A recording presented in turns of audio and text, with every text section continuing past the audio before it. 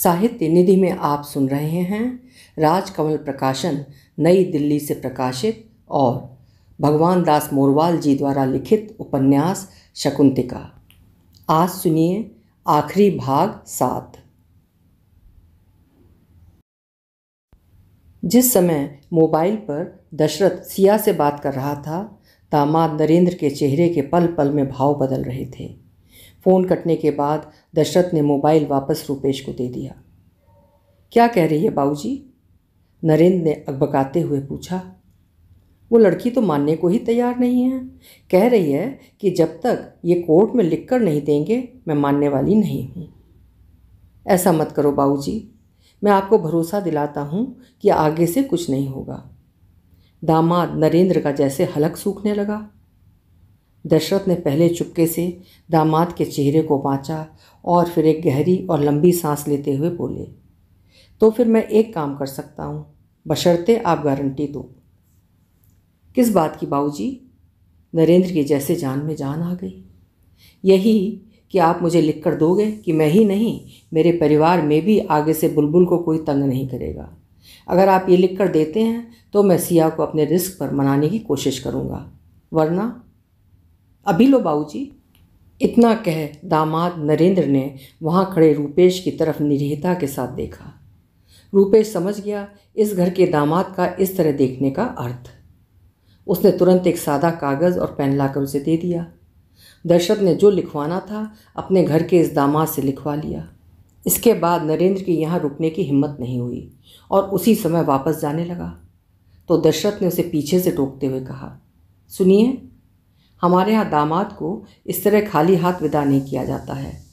इतना कह दशरथ ने अपनी बहुओं की तरफ देखा। नरेंद्र जाते जाते ठिठक गया। अपने ससुर का इशारा रेवती और जयंती तुरंत समझ गईं। जयंती तेजी से अंदर चली गई। दामाद जी, बुरा न मानो तो एक बात कहूँ। दरअसल क्या है कि आपके परिवार में कोई बेटी नहीं है, इसलिए आपको नहीं पता कि बेटियों का दर्द क्या होता है। जिस दिन तुम्हारी बेटी पैदा होगी ना, उस दिन पता चलेगा कि एक बेटी का दर्द क्या होता है। दशरथ ने एक एक शब्द पर जोर देते हुए कहा। बहू, दामाद जी का तिलक करो। जयंती के हाथ में थाली देख दशरथ ने आदेश दिया। जयंती ने तिलक कर नरेंद्र के हाथ में विदाई स्वरूप 500 रुपये का नोट देकर विदा कर दिया। दामाद नरेंद्र अर्थात बुलबुल के पति के जाते ही गार्गी अपने दादा पर नाराज़ होते हुए बोली, दादाजी ये क्या किया आपने? कम से कम कोर्ट कचहरी के एक आध धक्के तो खाने देते। बेटा पागल हो गई है क्या? इतना ही काफ़ी है। सिया ने सही कहा था कि डर ही आदमी का सबसे बड़ा दुश्मन होता है। ये काम हमें बहुत पहले कर देना चाहिए था। चलो, जो हुआ अच्छा हुआ। सुबह का भूला अगर शाम को भी घर आ जाए तो उसे भूला नहीं कहते हैं। इनके समझ में तो आ गया कि अगर आगे से कुछ हुआ तो सिया इन्हें छोड़ेगी नहीं। गार्गी, तेरे दादाजी सही कह रहे हैं। मुझे नहीं लगता कि ये अब हमारी बुलबुल को कभी परेशान करेंगे। सबसे बड़ी बात तो ये है कि दामाद जी के बात समझ में आ गई है। भगवती दशरथ के तर्क से सहमत होने के बाद गहरी सांस लेते हुए बोली, पति का साथ औरत की सबसे बड़ी ताकत होती है। अगर पति उसके साथ है तो वो सारी दुनिया से टक्कर ले सकती है, और अगर पति ही उसे अकेला छोड़ दे तो वो सारी लड़ाइयाँ हार जाती है। अच्छा है, समझ में आ जाए। अब भी कुछ नहीं बिगड़ा है। दशरथ ने एक आश्वस्ति भरी सांस लेकर उसे बाहर छोड़ते हुए कहा। कहते हैं कि अंत भला सो सब भला। इसके बाद बुलबुल की तरफ से फिर कभी कोई शिकायत नहीं आई। बेटियों का सुख क्या होता है उसके बारे में उन निर्भागों से पूछिए जिनके कान अपने घर आंगन में इन चिड़ियों की चहचहाहट सुनने के लिए तरसते रहते हैं। इसका पता अभी नहीं चलेगा, तब चलेगा जब ये एक एक कर इस घर की मुंडेर से उड़ जाएंगी।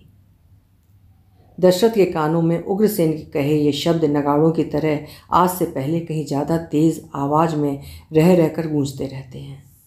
बढ़ती उम्र और अनेक बीमारियों के चलते उस पर उद्विग्नता सी छाई रहती है। एक अजीब सी बेचैनी के चलते पूरी पूरी रात नींद नहीं आती है। कई बार ऐसा लगता है जैसे कमरे में पसरे स्याह अंधेरे में उसकी पोतियाँ इस घर से ना जाने की गुहार कर रही हैं। बस अब पीहू बची है। एक दिन उसका भी पता चलेगा कि वो भी फुर्र से उड़ गई है। आगे की कल्पना भर से दशरथ की आंखें भर आती हैं। देर तक वो इसी भयावह कल्पना के चलते डूबी रहती कि जिस दिन ये भी इस घर से चली जाएगी तो ये घर कैसे भाएं भाएं करते निर्जन में तब्दील हो जाएगा। अभी यह हालत है कि जब दिन में पीहू घर में नहीं होती है तब दशरथ ही नहीं, भगवती की आंखें भी देहरी पर धरी रहती हैं। उसके स्कूल से आने के बाद उनकी जान में जान आती है। इसी बीच दशरथ और भगवती को जैसे ही ये समाचार मिला कि दुर्गा भी नहीं रही, ये सुनकर एक पल के लिए दोनों अवसन्न रह गए। अपने घर के सामने जिस उग्रसेन और दुर्गा के अरसे से बंद पड़े और मुख्य द्वार पर ताला लगे मकान की छत, जो कभी कुछ अवसरों पर बजने वाले सदाबहार गीतों और लोकगीतों पर किलकारियों के साथ मचल मचल उठती थी, वो दुर्गा के स्वर्ग सिधारने के बाद अब सचमुच वीरान हो गई है। बल्कि एक दिन पता चला कि नागदत्त और अभय ने मिलकर उसे चुपचाप किसी बिल्डर को बेच भी दिया है। पता नहीं इस घर को ये कौन सा जस मिला हुआ है कि अभी तक तो लोग सिया, गार्गी और बुलबुल की तारीफ करते नहीं थकते थे, अब इस सूची में पीहू का नाम और जुड़ गया। जिसने भी ये खबर सुनी उसे अपने कानों पर जैसे विश्वास नहीं हुआ। भगवती को भी जैसे इस समाचार के बारे में पता चला, पलक झपकते ही पुरानी स्मृतियों की रील उसके सामने खुलती चली गई। काश आज उग्रसेन और दुर्गा जीवित होते और वे यहीं रह रहे होते तो इस खबर को सुनकर उनकी क्या प्रतिक्रिया होती।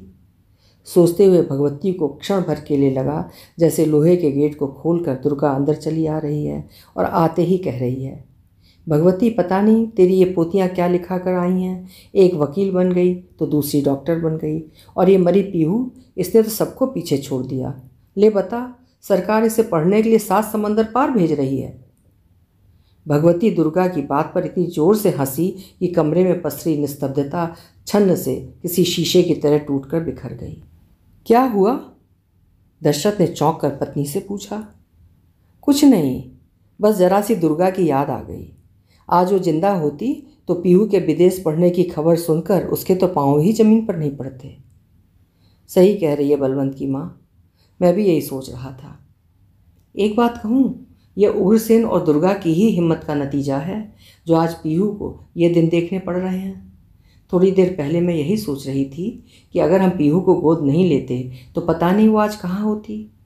कहते कहते भगवती की आंखें छलक आईं। किस्मत का कुछ पता है कि वो आदमी को क्या क्या दिन दिखा दे? दशरथ ने आहा भरते हुए कहा। सिया, गार्गी और बुलबुल तीनों बहनें पीहू के जाने से सप्ताह भर पहले आ गईं। आते ही तीनों पीहू की तैयारी में जुट गईं। सब मिलकर उसके लिए इतना सामान ले आईं कि पीहू की समझ में नहीं आ रहा है कि वो इसे कैसे ले जाएगी। मगर ये क्या, जैसे जैसे पीहू के विदेश जाने के दिन नज़दीक आते जा रहे हैं वैसे वैसे उसकी उदासी बढ़ती जा रही है। दीदी, आपने तो मेरे लिए इतना सामान भर दिया जैसे मैं हमेशा के लिए विदेश में बसने जा रही हूँ। पीहू ने अपनी तीनों बड़ी बहनों से कहा। क्या पता बस ही जाए। क्यों गार्गी? सिया ने हंसते हुए अपनी छोटी बहन से कहा। और क्या, 5 साल कम होते हैं क्या?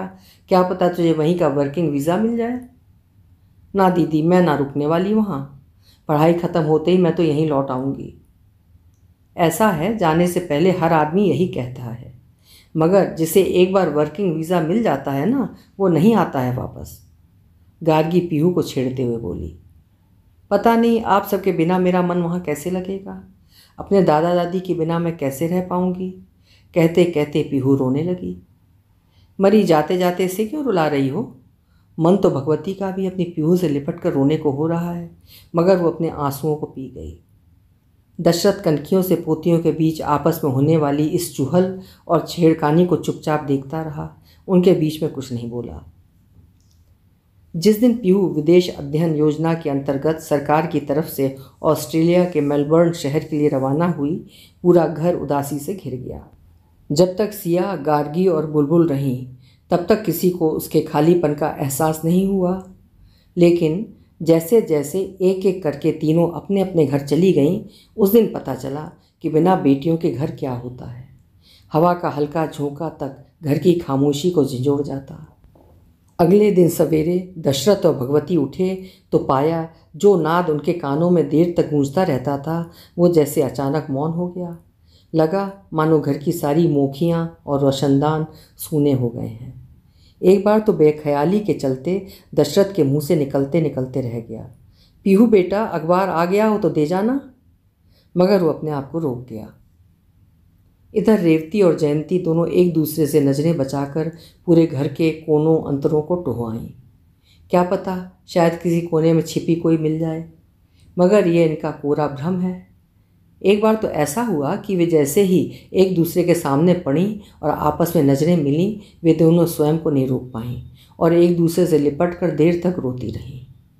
मगर उनके रुदन को सिवाय इस घर की निश्चेष्ट दीवारों के कोई नहीं सुन पाया।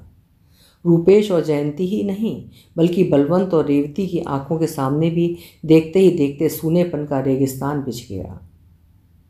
मेलबर्न पहुंचने के बाद कई दिनों तक पीहू मोबाइल से सबसे बातें करती रही, परंतु धीरे धीरे यह अंतराल बढ़ता चला गया। दशरथ और भगवती को घर का यह अकेलापन अब काटने दौड़ने लगा। बल्कि अब तो दशरथ और भगवती को लगने लगा है कि वे दोनों धीरे धीरे उस बूढ़े पेड़ में तब्दील होते जा रहे हैं जिसके बेजान और कृशकाय शरीर का हरापन समाप्त हो गया है। पत्तों के घने पुंज से आच्छादित जो शाखाएं परिंदों के कलरव से गूंजा करती थीं, वे भी सूनी हो गईं। ऐसा लगने लगा मानो उनसे एक एक कर सारे पत्ते झड़ने लगे हैं। दशरथ और भगवती ही क्यों, रूपेश और जयंती को तो ऐसा लगने लगा जैसे जो झोली उनकी पीहू के आने से पहले खाली थी, एक बार फिर से खाली हो गई। ये तो सिया, गार्गी और बुलबुल ने न जाने क्या योजना बनाई कि कोई ना कोई उनमें से आई रहती है। मगर नियति को जैसे कुछ और ही मंजूर था। एक दिन पहले गार्गी अपने हॉस्पिटल में एक इमरजेंसी केस आ जाने के कारण लौट गई और दूसरे दिन उसे ये हृदय विदारक समाचार मिल गया, जिसकी सूचना बिलखते हुए उसके चाचा रूपेश ने दी। गार्गी बेटी, हमारे बाबूजी अब इस दुनिया में नहीं रहे। सुनते ही गार्गी के पैरों तले से मानो जमीन खिसक गई। इसके बाद रूपेश ने सिया और बुलबुल को यह दुखद सूचना दी। तीनों लड़कियां खबर मिलते ही दौड़ी हुई आईं। जब अपने दादा के पार्थिव शरीर से लिपट लिपट कर रोते हुए मन भर गया, तब उस असली परेशानी पर विचार किया गया कि क्या इसी समय पीहू को इसकी सूचना देना उचित रहेगा। बहुत मंथन किया गया, बहुत सोच विचार किया गया और अंततः सब जिस निष्कर्ष पर पहुँचे उसी पर अमल किया गया। रूपेश, अगर पीहू को इसकी खबर नहीं दी गई तो कहीं ऐसा ना हो कि बच्ची किसी डिप्रेशन में चली जाए, रूपेश के ससुर ने अपना भय प्रकट करते हुए कहा। और अगर बता दिया तब भी इसका डर है, दूसरा रिश्तेदार बोला। लेकिन मेरा मन इसकी गवाही नहीं दे रहा है, बताना तो पड़ेगा ही, वैसे भी इतनी दूर से वो इतनी जल्दी आने से रही। पिताजी ऐसा करिए, ये खबर उसे आप दो, रूपेश ने अपने ससुर से आग्रह किया। ठीक है, उसे फ़ोन लगाओ, रूपेश का ससुर इतना कह तुरंत बोला। वैसे ऑस्ट्रेलिया में इस समय कितने बज रहे होंगे? दोनों देशों के टाइम में 5.5 घंटे का फ़र्क है। हम उनसे 5.5 घंटे पीछे हैं। अब आप इससे अंदाज़ा लगा लो कि वहाँ इस समय कितने बज रहे होंगे। यानी इस समय भारत में दिन के 11 बज रहे हैं। 11 में ज़रा 5.5 घंटे और जोड़ना। रूपेश ने उंगलियों पर हिसाब लगाते हुए बताया। वहाँ इस समय शाम के 4:30 बज रहे होंगे। मेरे हिसाब से पीहू को अब हमें बता देना चाहिए। अगर देर कर दी तो बच्ची सारी रात परेशान रहेगी। लगाना उसका नंबर। अपने ससुर के निर्देश पर रूपेश ने नंबर लगाकर मोबाइल ये कहते हुए उन्हें दे दिया, लो घंटी जा रही है। हेलो पीहू बेटी, मैं नाना बोल रहा हूँ। सब ठीक है, तू सुना बेटी, खाना खा लिया? बहुत अच्छा। अच्छा सुन बेटी, एक खबर देनी है तुझे। नहीं नहीं, सब ठीक है, बस तेरे दादाजी की तबीयत थोड़ी ख़राब हो गई है, अभी बात नहीं हो सकती, डॉक्टर साहब चेक कर रहे हैं। सब ठीक हो जाएगा बेटी, रो मत। कहते कहते रूपेश के ससुर के शब्द टूटने लगे। होठों को दांतों के बीच बीच लिया, आंखों से आंसू बहने लगे, उनकी आवाज़ भर्रा गई। मुश्किल से अपने आप को संभाल पाए वो। अम्मा, वो भी तेरे दादाजी के पास है बेटी, सब ठीक है। इतना कह रूपेश के ससुर ने जानबूझकर फ़ोन काट दिया। अपने नाना की भर्राई आवाज़ को सुन पीहू को शायद शक हो गया कि जरूर घर में कुछ अप्रिय घटा है। ऐसे मामले में किसी से झूठ बोलना कितना मुश्किल है, इसका आज पता चला। जिस तरह घबराते हुए पीहू अपने दादाजी के बारे में पूछ रही थी, लगता है उसे कुछ अंदाज़ा हो गया है कि रूपेश का ससुर अभी अपनी बात पूरी भी नहीं कर पाया था कि रूपेश का मोबाइल बज उठा। उसी का फ़ोन है, लो आप ही बात करो। रूपेश ने मोबाइल फिर से अपने ससुर को दे दिया। हेलो, हाँ पीहू बेटी, मैंने कहा ना अब तू अपनी कसम खिला रही है तो बताना ही पड़ेगा। अच्छा, पहले अपने नाना से वादा कर, परेशान तो नहीं होगी, मन लगा कर पढ़ाई करेगी। ठीक है, बात यह है बेटी कि तेरे दादाजी हमें सदा के लिए छोड़कर चले गए हैं। हेलो हेलो पीहू, लगता है फ़ोन कट गया। इधर शव के पास बैठे हुजूम को जैसा ही पता चला कि पीहू को उसके दादा के गुजरने की सूचना दी जा रही है, विलाप एकाएक तेज हो गया। चलिए बलवंत जी, अब देर मत करिए, शव जितनी देर यहाँ रहेगा बच्चे और ज़्यादा परेशान होंगे, जल्दी तैयारी करिए। इसके बाद रूपेश का ससुर और दूसरे रिश्तेदार शव को शमशान ले जाने की तैयारी करने लगे। पीहू ने जब से अपने दादा के असामयिक निधन की खबर सुनी है, तब से उसका रो रो कर बुरा हाल है। उसका बस चलता तो वो इसको सुनते ही उड़कर अपने दादा के पास पहुंच जाती। वो सोचती है कि कितनी बदनसीब है वो, जो अपने दादा के अंतिम दर्शन भी नहीं कर पाई। रात भर वो अपने दादा से जुड़ी खट्टी मीठी स्मृतियों से अटखेलियाँ करती रही। जब जब इन स्मृतियों में लिपटा अपने दादा का चेहरा उसकी आंखों के सामने घूमता, तब तब उसकी आंखें बरबसी बरसने लगतीं। उसे रह रह कर लगता जैसे कोई पुराना विशाल वृक्ष अचानक आए किसी झंझावात में भरभरा कर ढह गया है। ज़ईफ बाजुओं का मुलायम पलना मानो चरमरा कर टूट गया है। पीहू बार बार दीवार पर टंगे कैलेंडर के पास जाकर उन महीनों में पड़ने वाली लंबी छुट्टियों की तारीखों को अपलक निहारने लगती है, जिनको उसने मोटे मार्कर से रंगा हुआ है। वो जब जब इन महीनों का मन ही मन हिसाब लगाती है, तब तब उसकी हिलकियाँ बंधती हैं और पड़ने वाली छुट्टियों की तारीखें धुंधली पड़ने लगती हैं। वो यही सोचकर बेचैन हो उठती है कि अभी तो इन छुट्टियों के आने में पूरे 6 महीने हैं। वो कैसे इन महीनों को अपने दादाजी की स्मृतियों के सहारे काटेगी। जब जब वो भारत अपने घर फ़ोन करती या भारत से उसके पास किसी का फ़ोन आता, तब उसे लगता जैसे कोई उससे धीरे से कहेगा, पीहू ले अपने दादाजी से बात कर। पीहू के लिए आने वाले ये 6 महीने 6 सदियों जैसे हो गए, जिन्हें काटना उसके लिए किसी युग को काटने जैसा हो गया। समय किसी का इंतज़ार नहीं करता, वो अपनी गति से निर्बाध आगे बढ़ता रहता है। इसलिए ये महीने भी आखिर पिछले सालों और महीनों की तरह कट गए। मेलबर्न से दिल्ली के बीच का लगभग 13.5 घंटे का थका देने वाला हवाई सफ़र पीहू द्वारा अपने दादाजी के साथ बिताए गए यादों के सहारे कैसे कट गया, इसका उसे पता ही नहीं चला। इन 13.5 घंटों के दौरान सोते जागते पता नहीं वो कितनी बार रोई होगी। एयरपोर्ट से बाहर आने तक मुश्किल से वो अपने आप को रोक पाई, मगर बाहर आने पर जैसे ही उसकी नज़र उसका इंतज़ार कर रही अपनी तीनों बहनों पर पड़ी, पीहू अपने आप को रोक नहीं पाई और सामान छोड़कर उनसे लिपट कर फूट फूट कर रोने लगी। तीनों बहनों ने उसे अपनी बाजुओं में कस लिया। मुश्किल से चुप कराने के बाद वे टैक्सी में बैठ गई। रास्ते पर पीहू कभी सिया से लिपट कर बिलख उठती तो कभी गार्गी और बुलबुल से। घर पहुंचने पर टैक्सी से उतर पीहू जैसे ही अपने घर की देहरी पर पहुंची, पूरा घर एक आर्तनाद से गूंज उठा। जाते ही पीहू अपनी दादी से किसी लता की तरह लिपट गई। भगवती की जर्जर बाहों ने पीहू को जोर से कस लिया। बड़ी मुश्किल से उसे अपनी दादी से अलग किया गया। अपनी 1 महीने की छुट्टी के दौरान कोई ऐसा दिन नहीं गया होगा जब अपने दादा को याद कर पीहू रोई ना हो। जब भी दशरथ का कोई प्रसंग छिड़ता, पीहू की अपने आप रुलाई फूट पड़ती। इस बीच उसने ध्यान दिया कि उसकी दादी भी दिन प्रतिदिन कमज़ोर होती जा रही हैं। कलेजा तो पीहू का उस दिन मुंह को आ गया था जब एक दिन उसकी दादी ने उसका हाथ अपने हाथ में लेते हुए उससे पूछा, पीहू बेटा आप कब आएगी विदेश से? अम्मा कहना मुश्किल है, 1.5 साल से पहले आना मुश्किल लग रहा है इस बार। अच्छा, निराश होते हुए भगवती ने कहा। पीहू ने देखा उसकी दादी उसे लगातार देखे जा रही है। वो उसे जी भर देख लेना चाहती है। और जिस दिन पीहू को वापस मेलबर्न लौटना था, उस दिन भगवती ने उसे अपने आप से अलग नहीं किया। उसकी आंखों में न जाने कैसा भय था कि चलते चलते आखिर उसने कह ही दिया, पता नहीं इसके बाद तेरी किस्मत में मुझसे मिलना होगा भी या नहीं। सुनते ही पीहू जैसे जड़ हो गई। आखिर उसकी दादी ऐसे क्यों बोल रही हैं? उसने अपनी दादी की आंखों में उतरते हुए जिस तरह झांका, उसके मिलने की तृष्णा को देख वो उससे फिर से लिपट गई। एयरपोर्ट छोड़ने गई सिया और गार्गी पूरे रास्ते पीहू को तसल्ली देती रहीं कि ऐसा कुछ नहीं होगा जैसे उसके मन में विचार उठ रहे हैं। कुछ नहीं होगा हमारी अम्मा को। दादाजी भी कौन से किसी बीमारी से ग्रस्त थे? बस अचानक एक रात हार्ट अटैक आया और हमें हमेशा के लिए छोड़कर चले गए। मगर 4 महीने बीतते बीतते पीहू को एक दिन जो खबर मिली, उसे सुनकर उसका वो डर सच साबित हो गया जिसकी उसे आशंका थी। जिस दिन अपनी दादी की आंखों में उसने मौत के डैनों को देखा था, उसी दिन उसे एहसास हो गया था कि दादाजी के बिना उसकी दादी ज़्यादा दिन नहीं जी पाएगी। उसे याद आया कि उग्रसेन दादा की मौत के बाद दुर्गा अम्मा भी कौन सी अधिक दिन जी पाई थीं। इस तरह 2 साल के अंदर बलवंत और रूपेश के सिर से माँ बाप का और पोतियों के सिर से दादा दादी का साया उठ गया।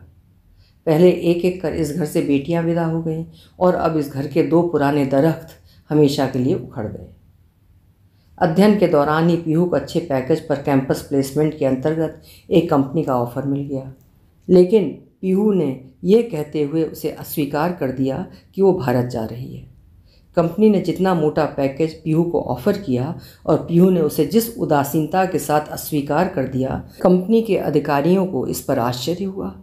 अधिकारियों को लगा शायद पीहू की नज़र में ये पैकेज कम है, इसलिए वो भारत जाने का बहाना बनाकर मना कर रही है।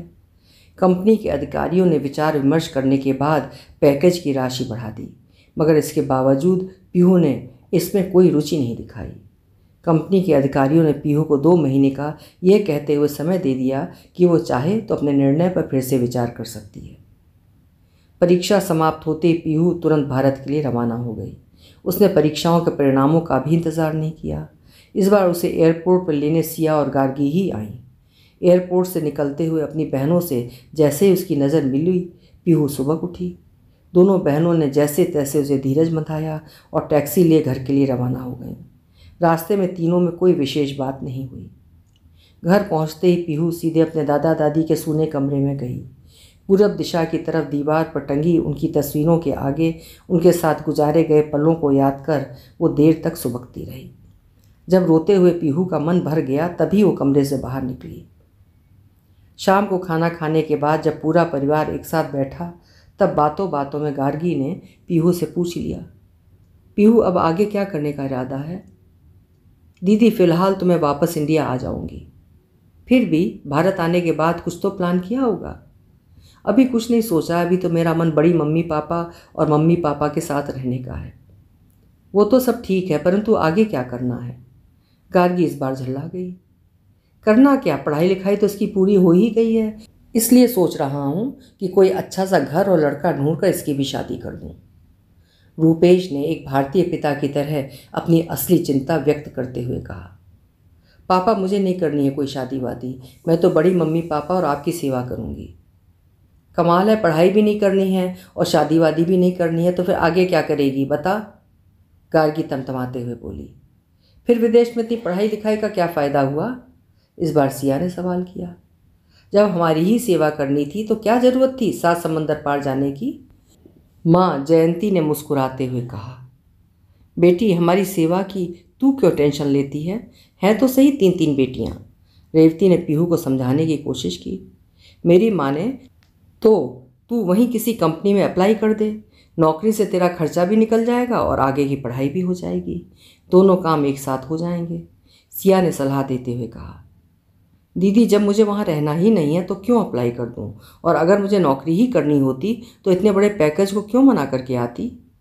पीहू को पता ही नहीं चला कि वो बेख्याली में क्या कह गई है। क्या तुझे कोई ऑफ़र मिला था? प्रत्युत्तर में चौंकते हुए गार्गी ने पूछा। हाँ दीदी, कैंपस प्लेसमेंट के दौरान एक कंपनी की तरफ से काफ़ी बड़े पैकेज का ऑफ़र मिला था, पीहू ने बड़े भोलेपन के साथ उत्तर दिया। और तूने उसे एक्सेप्ट करने से मना कर दिया? हाँ दीदी, ये अजीब लड़की है, मिली मिलाई नौकरी को ठुकरा दिया। गार्गी पीहू को डांटते हुए बोली। वैसे कितने का पैकेज था? सिया ने जैसे सबकी तरफ से पूछा। यहाँ के हिसाब से 36 लाख बनता है। ये तूने क्या किया बेवकूफ़? इतना कह गार्गी ने अपना सिर पकड़ लिया और कुछ पल रुक कर बोली, माय गॉड, ऐसी पागल लड़की नहीं देखी मैंने। मना करने से पहले कम से कम हमसे पूछ तो लिया होता। सिया ने भी पीहू को डांटते हुए अंदाज में कहा, दीदी जब मुझे वहाँ नौकरी करनी ही नहीं है तब मैं आप लोगों से क्यों पूछती? भाई हद है, नौकरी नहीं करनी है तो क्या घास छिलेगी? पीहू की समझ में नहीं आ रहा है कि आखिर उसने ऐसा क्या कर दिया जो उसकी दोनों बड़ी बहनें उसे बिना मतलब डांटे जा रही हैं। इधर बुलबुल चुपचाप मुस्कुराते हुए अपनी तीनों बहनों के बीच चल रही इस नोक झोंक को देखती रही। चाचा, देख लिया तुम्हारी ये शहजादी क्या करके आई है। इतने मोटे पैकेज वाली अच्छी भली नौकरी को ठुकरा कर आ गई। कह रही है यहाँ रहकर आप लोगों की सेवा करेगी। गार्गी अपने चाचा रूपेश की तरफ पलटते हुए बोली, पीहू, ये तो तूने ठीक नहीं किया बेटी। जब मौका मिल रहा था तो उसे छोड़ना नहीं चाहिए था। इस देश के हालात तो तुझे पता ही हैं। कहाँ धरी हैं यहाँ नौकरियाँ। अच्छे पढ़े लिखे लड़के लड़कियाँ यहाँ प्राइवेट कंपनियों में 30-35 हज़ार में 12-12 घंटे काम कर रहे हैं। रूपेश ने जिस तरह बुझे स्वर में बेटी से कहा, उसे अब जाकर समझ में आया कि उसे सचमुच ये ऑफ़र स्वीकार कर लेना चाहिए था। मम्मी, आपको पता है ऑस्ट्रेलिया में जिस नौकरी को ये आपकी सेवा के चक्कर में छोड़ कर आई है उसमें कितनी तनख्वाह मिल रही थी? 3 लाख रुपए महीना। सिया ने अपनी माँ से कहा। क्या 3 लाख? रेवती अचकचाते हुए बोली। उसे जैसे अपने कानों पर विश्वास नहीं हुआ। पीहू, तूने तो बेटी घर आई लक्ष्मी को ठुकरा दिया। बलवंत निराश होते हुए बोला। ठीक है, तू अब आराम से करना बड़ी मम्मी पापा और हम सबकी सेवा। बेवकूफ़ कहीं की। तो दीदी, क्या हो गया जो मना कर दिया? क्या हो गया जो मना कर दिया? गार्गी पीहू की नकल उतारते हुए झल्लाई। और क्या कहूँ दीदी, मैंने ही तो मना किया है, कंपनी ने थोड़े ही किया है। और फिर अभी सोचने के लिए 2 महीने का टाइम है मेरे पास। 2 महीने का टाइम है? क्या मतलब है तेरा? क्या कहना चाहती है तू? सिया ने हैरानी के साथ पूछा। अपनी बड़ी बहन के पूछने पर पीहू ने सारी बातें बता दी। हे राम, इस लड़की ने तो हमारी जान ही निकाल दी थी। जयंती ने गहरी सांस लेते हुए कहा। देख पीहू, मौके बार बार नहीं आते हैं। ये तो अच्छा हुआ जो कंपनी ने 2 महीने का टाइम दे दिया, वरना ये मौका तेरे हाथ से निकल चुका होता। फिर पता नहीं तेरा क्या होता। चाचा जी ठीक कह रहे हैं, यहाँ के जो हाल हैं हम सब जानते हैं। ऐसा कर, तुरंत कंपनी को मेल कर अपनी कंसेंट भेज दे और जितनी जल्दी हो यहाँ से जाकर ज्वाइन कर ले। और बड़ी मम्मी पापा, और तू इनकी चिंता मत कर, हम तीनों हैं ना इनकी सेवा के लिए। गार्गी पीहू को डपटते हुए बोली। ठीक है दीदी, आज ही मेल कर देती हूँ, पीहू ने बेमन से कहा। और सुन, तूने ये जो शादी नहीं करूँगी का राग छेड़ रखा है ना, इसे अपने मन से निकाल दे और वहाँ कोई लड़का मिल जाए तो शादी कर लेना। गार्गी दीदी सही कह रही है पीहू, बुलबुल ने गार्गी से सहमत होते हुए कहा। अगर कोई मन का लड़का मिल जाए और बात बन जाए तो हमारी हाँ का इंतज़ार मत करना। देख बेटी, हर माँ बाप का यही सपना होता है कि उसके बच्चे जहाँ भी रहें बस खुश रहें। बलवंत ने एक अभिभावक का दायित्व निभाते हुए पूरे परिवार की तरफ से परोक्ष सहमति दे दी। वापस मेलबर्न लौटते ही पीहू को जो ऑफ़र मिला था उसने उसे ज्वाइन कर लिया। ज्वाइन करते ही उसने इसकी सूचना सबसे पहले गार्गी को दी, इसके बाद सिया और बुलबुल को दी। इस खबर को सुनकर पिता के रूप में रूपेश के सिर से जैसे कोई वजनी पत्थर हट गया। पहले बेटियों के जाने से, फिर उसके बाद माता पिता की मृत्यु के बाद घर में जो खालीपन पैदा हो गया था वो भी धीरे धीरे कम होता हुआ अब केवल स्मृतियों में सिमट कर रह गया। स्मृतियों का भी अपना शास्त्र होता है। जब जब हमें लगता है कि वे धुंधली पड़ने लगी हैं, तभी वे किसी न किसी बहाने, किसी ऋचा या आयत की तरह चुपके से हमारी स्मृतियों पर छाई धुंध को हटा फिर से ताज़ा हो जाती हैं। सुनकर एक बार ना तो सिया के समझ में आया, ना गार्गी या बुलबुल के। जिस पीहू को सब अभी तक नासमझ और जीवन के अपरिपक्व मनोभावों की आड़ी तिरछी लकीरें खींचने वाला गेरू का कच्चा टुकड़ा समझ रहे थे, वो इतनी संवेदनशील और समझदार निकलेगी, किसी ने नहीं सोचा था। पता नहीं इसका ख्याल उसे कैसे आया। ये सबके लिए अभी तक एक पहेली बना हुआ है। लेकिन जो भी है, पीहू की इस रचनात्मक कल्पना की सभी ने प्रशंसा की। क्रिसमस की छुट्टियों में ऑस्ट्रेलिया से पीहू अकेली नहीं, बल्कि उसके साथ उसके 3 सहयोगी भी आए। बलवंत, रेवती, रूपेश, जयंती, सबने ऐसा सुन रखा है कि विदेशियों को यह देश और इसकी संस्कृति बहुत आकर्षित करती है। इसीलिए पीहू के ये सहयोगी इसके साथ आए होंगे। पीहू के आने की खबर सुनकर सिया, गार्गी और बुलबुल भी गईं। पीहू की योजना अनुसार सब समय से तैयार हो गए। दिए गए समय पर ऑनलाइन बुक की गई एक बड़ी सी कैब दरवाजे पर आ गई। बलवंत ही नहीं, बल्कि रेवती और जयंती तो इसी को लेकर खुश हैं कि इनके बहाने वे भी कहीं घूम आएंगी। कैब आते ही सब उसमें सवार हो गए। मैडम, पहले कहाँ चलना है? रवाना होने से पहले कैब ड्राइवर ने पीहू से निर्देश लिया।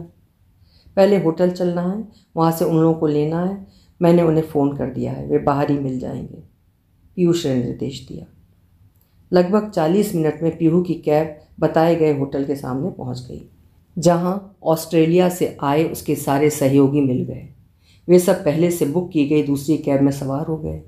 पीहू की कैब के पीछे पीछे उसके सहयोगियों की कैब चल पड़ी। ना जाने कितनी लाल पीली बत्तियों वाले चौक चौराहों को पार कर पीहू और उसके सहयोगियों की कारों का काफिला जैसे ही मुख्य सड़क से एक पतली सड़क पर सरसराने लगा, रुपेश को ये जगह कुछ जानी पहचानी सी लगी। जहाँ पहले आसपास चारों तरफ हरियाली ही हरियाली नजर आती थी, अब वहाँ ऊंची ऊंची सरकारी इमारतों का जैसे घना जंगल उगाया है। काफिला एक भवन के सामने जाकर रुक गया। एक एक कर उसमें से रेवती, जयंती और रुपेश उतर कर बाहर आ गए। जयंती ने जगह को ध्यान से देखा तो देखते वो जैसे चक्कर खाकर गिरते गिरते बची, जबकि रेवती हक्की बक्की सी कभी पीहू को देखती तो कभी अपने देवर रुपेश को, और रुपेश उसका तो मानो चेहरा ही सफ़ेद पड़ गया। उसकी समझ में नहीं आ रहा है कि आखिर इस जगह के बारे में पीहू को कैसे पता चला, किसने इसे यहाँ के बारे में बताया। परिवार में से किसी ने उससे कभी इसके बारे में जिक्र किया हो उसे याद नहीं, जबकि उसकी तीनों बहनों सिया, गार्गी और बुलबुल की समझ में नहीं आ रहा है कि ये क्या जगह है। पीहू बेटी, तू हमें ये किस जगह पर ले आई है? जयंती ने पीहू से हकलाते हुए पूछा।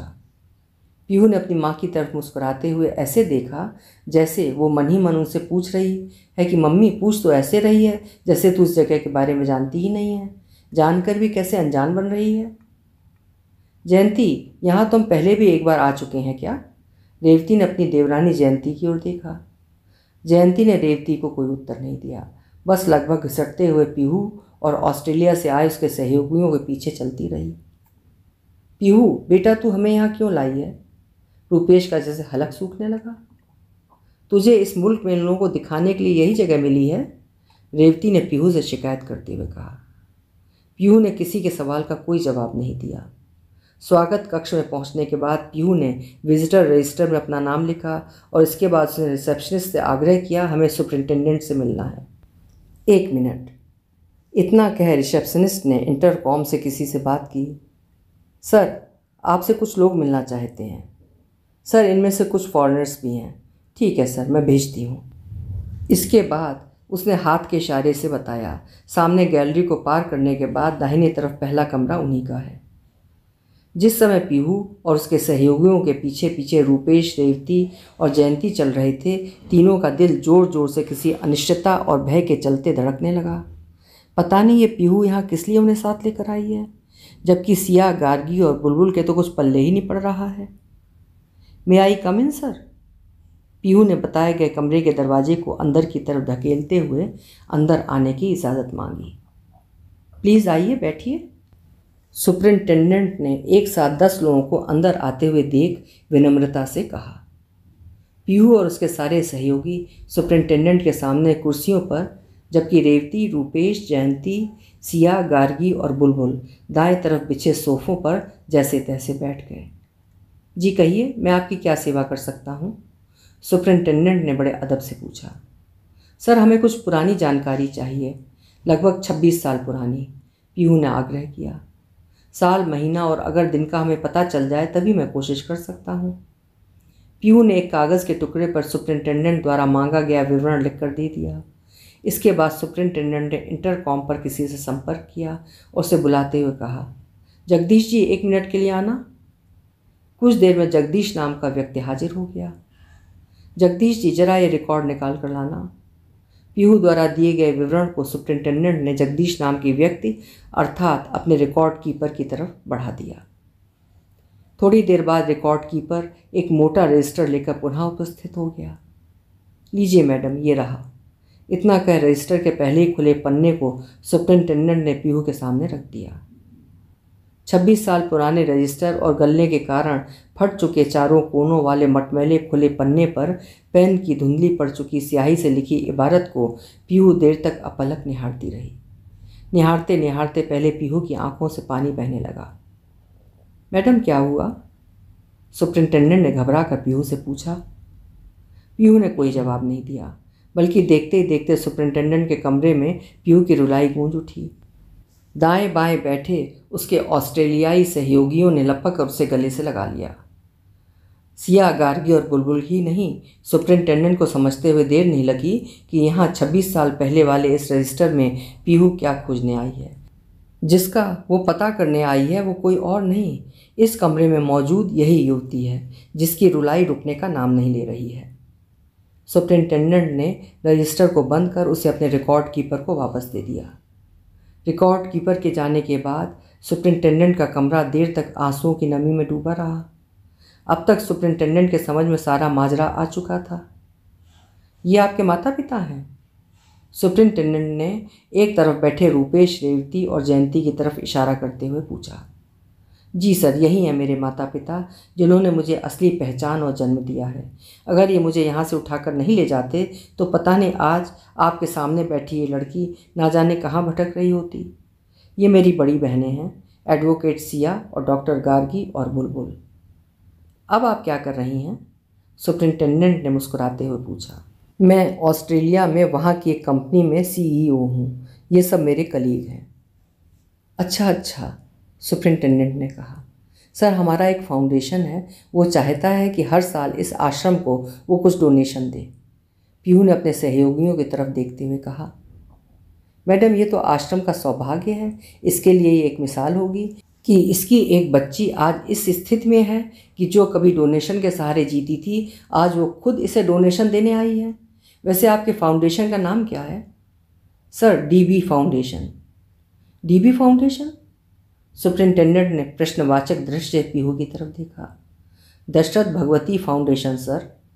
इतना कह पीहू ने मुस्कुराते हुए अपने बाईं तरफ देखा। ये कौन है जिसके नाम पर आपने अपने फाउंडेशन का नाम रखा है? सर, ये मेरे स्वर्गीय दादा दादी जी हैं। मेरे बड़े मम्मी पापा और मम्मी पापा ने तो सिर्फ मुझे पाला है, लेकिन मेरे दादा दादी जी ही थे जिनकी बदौलत मैं ही नहीं बल्कि मेरी ये बहनें भी गर्व से सिर उठाकर आज समाज में चलने के काबिल हुई हैं।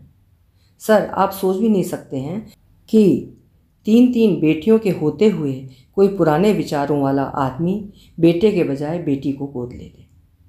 ये बात तो आप सच कह रही हैं मैडम। हम तो अपने इस आश्रम में रात दिन देखते हैं कि हर किसी की इच्छा बेटा लेने की होती है।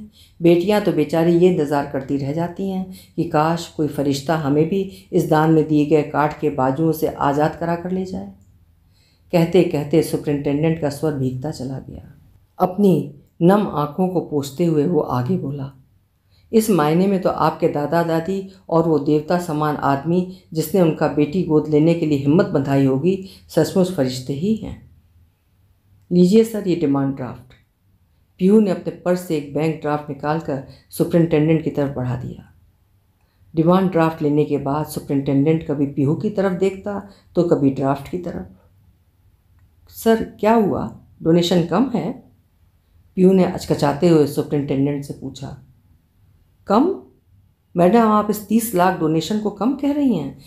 इस आश्रम के इतिहास में आज तक किसी ने इतना बड़ा डोनेशन दिया ही नहीं है।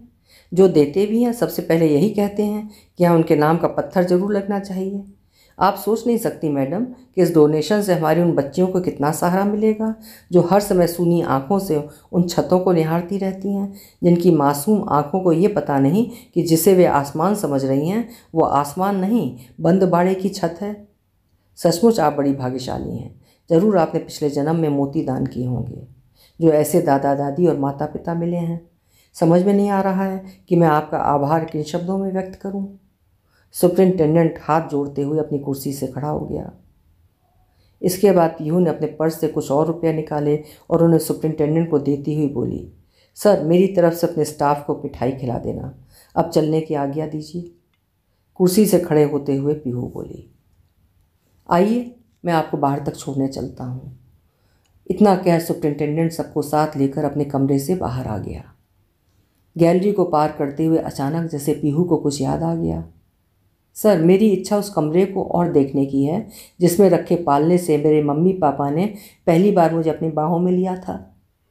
पीहू ने पलटकर आश्रम के सुपरिंटेंडेंट से गुजारिश की। चल, उसे मैं दिखाता हूँ।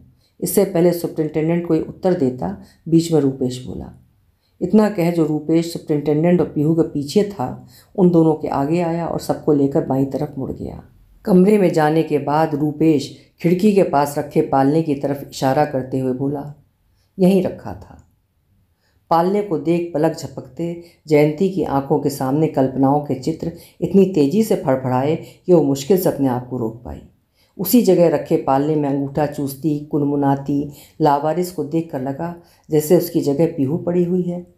पीहू तेजी से उसकी तरफ लपकी और घुटनों के बल बैठकर उस कुनमुनाती लावारिस को निहारने लगी। निहारते हुए पीहू कल्पनाओं के बीहड़ों में उतर गई। कुछ पलों के बाद वो इससे बाहर आई तो सुपरिंटेंडेंट ने देखा आंसुओं से पीहू की आंखें भरी हुई हैं। पीहू ने खिड़की से बाहर खुले आकाश को निहारती मासूम को पालने से उठा लिया। पीहू का ताप पाकर मासूम के जिस्म में ऐसी हरकत हुई मानो वो पीहू से अपने साथ ले जाने की गुहार कर रही है। भरे मन से पीहू ने उस लावारिस को वापस पालने में लिटा दिया। कमरे से बाहर आने से पहले पीहू ने जैसे उसे अंतिम बार देखा। सब कमरे से बाहर आए तो देखा जैसे पूरा आश्रम उस खुशनसीब को देखने के लिए खड़ा है जिसने इतना मोटा चंदा उनके आश्रम को दिया है। रिसेप्शन के सामने खड़ी पीहू ऑस्ट्रेलिया से साथ आए अपने सहयोगियों से कुछ बात कर रही थी कि इसी बीच उसे कुछ कदम दूर खड़ी आश्रम की 2 महिला कर्मचारियों में हो रही फुसफुसाहट सुनाई दी। वो है जो उस अंग्रेज से बात कर रही है। इतना सुनते ही पीहू ने अपने कान के पर्दे ढीले छोड़ दिए। कौन सी? वो बादामी पैंट वाली? एक 55-56 वर्षीय महिला कर्मचारी ने हैरत के साथ पूछा। हाँ हाँ वही। चलो ना उससे नमस्ते करके आते हैं। नहीं बुरा मान जाएगी? हम ठहरे यहाँ की मामूली वर्कर। हाँ वो तो है, पर मेरा इनसे मिलने का बड़ा मन कर रहा है। Just a minute mister Philip. अपने सहयोगी से इतना कह पीहू धीरे से आपस में बात करती महिला कर्मचारियों की तरफ बढ़ गई। आंटी कहिए, क्या कहना चाहती हैं आप? आश्रम की दोनों महिला कर्मचारियों को बड़ी हैरत हुई कि इस मैडम ने कैसे उनके मन की बात जान ली। मैडम जी, आपको इस रूप में देखकर मुझे इतनी खुशी हो रही है कि बस पूछो मत। जब आप इस आश्रम में आई थीं तब मेरी यहाँ आया की नई नई नौकरी लगी थी। 55-56 वर्षीय महिला कर्मचारी ने हुलसते हुए कहा। फिर तो आप मेरे बारे में बहुत कुछ जानती होंगी? पीहू ने यूं ही पूछा। हाँ, आपकी देखभाल मैं ही करती थी। जब आप रोती थीं तो मुझे आपके उन माँ बाप पर बड़ा गुस्सा आता था जो अपने जिगर के टुकड़े को ऐसे ही कहीं छोड़ गए थे। इसका मतलब ये हुआ कि आप मेरी धाय माँ हैं? पीहू ने 55-56 वर्षीय महिला कर्मचारी की आंखों में उतरते हुए पूछा। मैं कैसे कहूँ मैडम, मैं आपकी कौन थी? मेरी आत्मा तो आज इसी में भीज गई कि आश्रम में जिस अनाथ बच्ची को कभी मैंने अपनी गोद में खिलाया था वही आज इस आश्रम को इतना बड़ा दान देने आई है। महिला कर्मचारी ने खुशी में छलक आई अपनी आंखों को पोंछते हुए कहा। आंखें पोंछती 55-56 वर्षीय महिला कर्मचारी को एकटक निहारती पीहू अचानक उसके सीने से चिपक गई। अपने सीने से लगी पीहू को 55-56 वर्षीय आया ने कसकर खींच लिया। कुछ पल के लिए ऐसा लगा जैसे बचपन में बिछड़ी कोई माँ बेटी आपस में मिल रही हैं। जा बेटी, सुखी रहे। अपने सीने से देर तक लगी पीहू को अलग कर आंखें पोंछती हुई महिला कर्मचारी पीछे हट गई। इस दृश्य को देख पूरे आश्रम की आंखें भर आईं। पीहू बोझिल कदमों के साथ आश्रम से बाहर आई और सब एक एक कर अपनी कैब में बैठ गए। रेवती और जयंती के बीच बैठी पीहू रास्ते भर लाल पीली बत्तियों वाले चौक चौराहों को पार करते हुए ना जाने किन विचारों में डूबती उतराती रही। वापस लौटते हुए रह रहकर उन्हें यही लगता रहा मानो वे कोई तीर्थ करके लौट रही हैं। ऑस्ट्रेलिया लौटने के बाद कई दिनों तक पीहू का मन पंछी जब चाहता उड़कर आश्रम के उस पालने में पहुंच जाता जिसमें अंगूठा चूसती कुनमुनाती अनाथ निष्प्रह आंखें खिड़की से बाहर झांक रही थीं। इस बीच पीहू ने एक भारतीय से शादी करके ऑस्ट्रेलिया की नागरिकता हासिल कर ली है। उसने न जाने कितनी कंपनियां बदल डाली हैं, लेकिन हर साल वो अपने जन्मदिन पर अपने दादा दादी के नाम पर बनाए गए दशरथ भगवती फाउंडेशन की तरफ से आश्रम में डोनेशन भेजना नहीं भूलती। वृद्ध होते बलवंत, रूपेश, रेवती, जयंती को उनकी तीनों बेटियां सिया, गार्गी और बुलबुल ने कभी यह एहसास नहीं होने दिया कि वे अकेले हैं। हर साल महीने 1.5 महीने के लिए पीहू भी भारत आ जाती है। साल में कुछ दिन तो अब ऐसे भी आ ही जाते हैं जब स्वर्गीय दशरथ भगवती के घर की मोखियाँ और रोशनदान उनकी इन चिड़ियों के नाद से कई दिनों तक गूंजते रहते हैं। इनके निश्चल नाद ने दशरथ भगवती के आशियाने को वीरानी में तब्दील होने से बचा लिया। आज भी लगता है जैसे पीहू के महावर से भीगे नन्हे पाँवों की छाप इस घर के आंगन में छपे हुए हैं। अभी आप सुन रहे थे श्री भगवान दास मोरवाल जी द्वारा लिखा गया उनका उपन्यास शकुंतिका। उपन्यास समाप्त हुआ। हिंदी साहित्य की श्रेष्ठ कहानियाँ और उपन्यास सुनने के लिए मेरे चैनल्स को सब्सक्राइब ज़रूर करें, लाइक करें और शेयर भी करें। बहुत बहुत धन्यवाद।